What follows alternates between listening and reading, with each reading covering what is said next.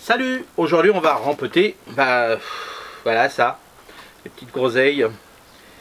Alors bon, ça a été rebouffé un peu par les chenilles, je vois ça, donc c'était pas terrible, mais bon, on va regarder combien on va en faire. Et puis bon bah voilà, pour l'instant j'en ai assez de l'autre côté, dans le tunnel, là ici derrière moi, tunnel des fruitiers. Donc on va voir comment on va en sauver un peu, mais cette année, voilà. Comme vous savez que je fais tout naturellement. Voilà, bon, je sais que l'année prochaine, si j'en veux vraiment, je mettrai la bouture l'hormone de bouturage de saule, hein, c'est ce qui est plus naturel pour que ça favorise l'enracinement.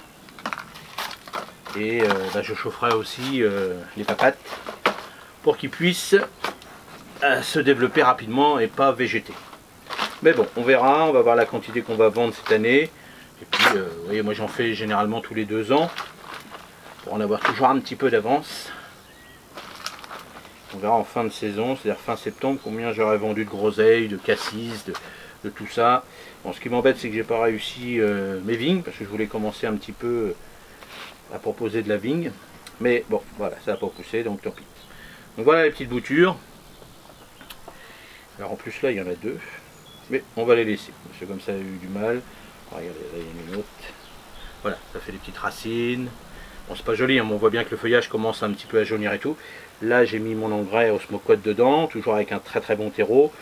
Donc là, j'ai mis, pour moi, par rapport à mon fournisseur, donc j'ai mis une tasse et demie par sac de 70 litres, hein, bien sûr, hein, je respecte par rapport à l'emballage, ce que dit mon fournisseur, ça c'est important quand vous mettez quelque chose.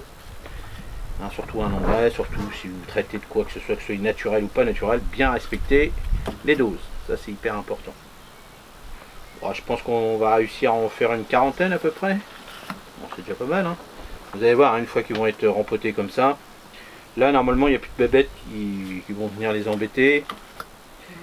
Celle-ci, ouais, c'est bon, le feuillage est un peu mangé, mais voilà, le feuillage est là. Ouais, on va faire une quarantaine à peu près. Alors, là j'y touche pas, hein, je fais rien, je vois que les petits bâtons en haut sont un petit peu abîmés, tout ça, mais pour l'instant je laisse. Je vais laisser comme ça, et après je les retravaillerai un petit peu s'il faut, les tailler. Enfin, le mieux c'est d'avoir 2 tiges à peu près. Donc voilà. Donc sinon il n'y a rien d'autre à dire hein, pour le framboisier, c'est le framboisier.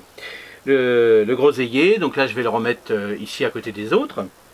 Je vais surveiller surtout l'arrosage, je vais surveiller s'il n'y a pas de bébêtes, alors surtout là ça va être le plus peut-être, mais bon, s'il fait très chaud il y en aura peut-être moins, on verra, on va voir, on va surveiller, et surtout surveiller l'arrosage. Et là j'ai mis un engrais spécifique, donc là c'est un 14-16 mois, donc je suis tranquille, comme ça je ne vais pas en mettre tous les 5 minutes.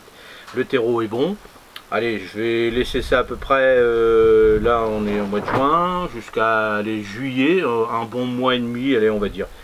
Allez, un bon mois et demi, le temps que ça s'enracine bien.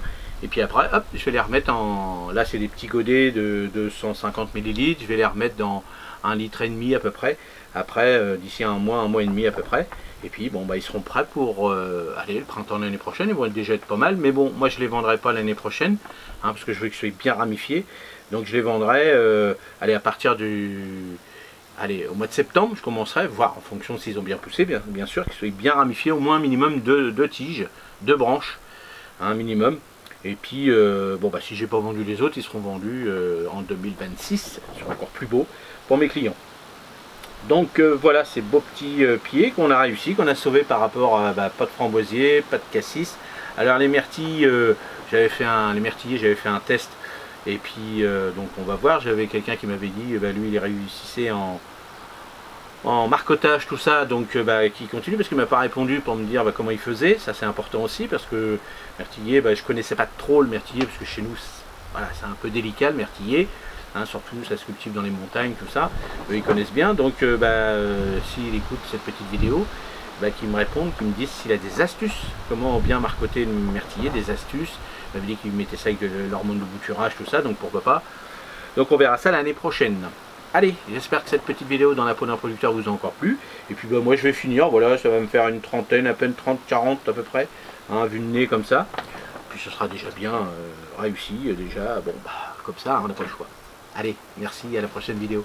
Salut, passez une excellente journée. Merci.